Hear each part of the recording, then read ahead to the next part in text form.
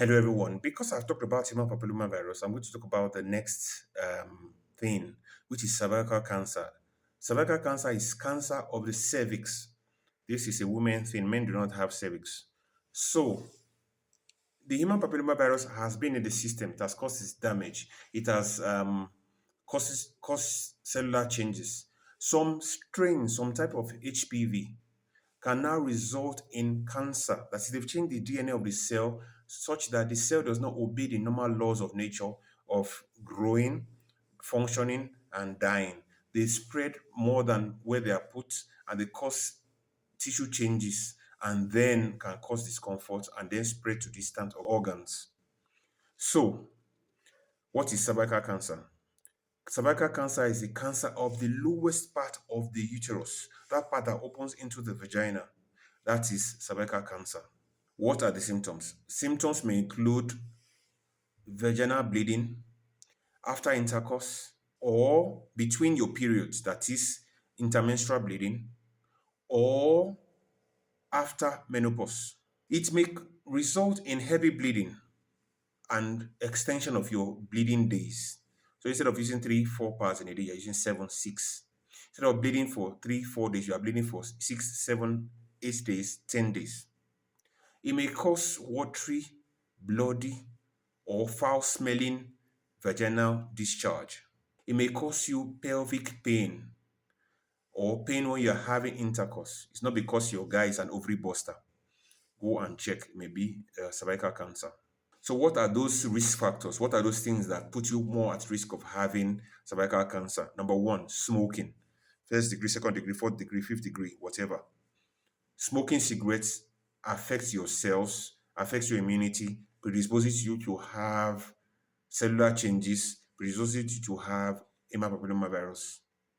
Number two, multiple sexual partners. You may be faithful. If your partner is not faithful, that means you also a multiple sexual partner. You do also have multiple sexual partners. So multiple sexual partners is a risk factor. Early sexual exposure. We notice that if this child starts having intercourse, especially a female child, very early, 9 years, 8 years, 7 years, 11 years, 12 years, 15 years, the risk is more. Parents, be vigilant, watch your children, be careful, know their body, understand them, speak to them, be mindful. Other sexually transmitted infections, gonorrhea, chlamydia, syphilis, HIV/AIDS, herpes, can predispose you to have cervical cancer as a result of human papillomavirus. Remember that HIV lowers immunity also, predisposing you to have HPV and then cervical cancer.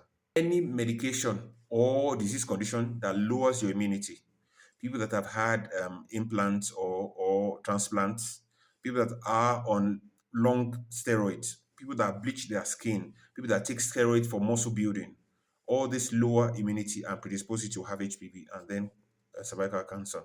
In the old days, early 1950s and beyond, mothers that were using DES, diethylstilbestrol, predispose their children to having cervical cancer.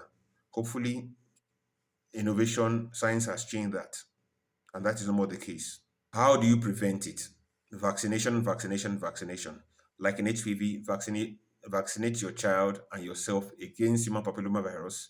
Number two, use barrier methods of contraception, that is your latex condoms. Number three, stop, not reduce, stop, cease, desist from smoking. And number four, safe sexual practices, that is no multiple sexual partners. And if you're not sure, use barrier method of contraception. How do you diagnose it? Go for screening tests. A pap smear will stain the cervix and see if there are cellular changes, color changes that are consistent with cellular changes. Some of the samples are collected, taken to the lab to study for cancerous change, for DNA changes, and then they will stage it.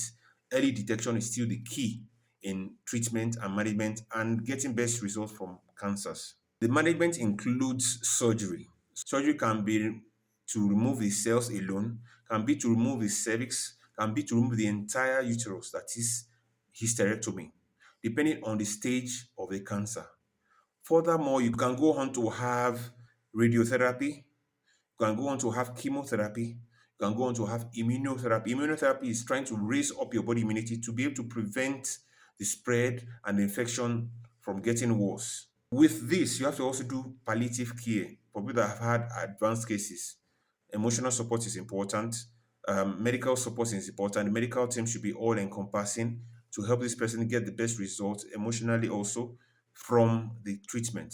And I hope this helps. I've talked about cervical cancer. Please like, share, and tell someone to tell someone about this. I see you guys on the next one. Bye bye.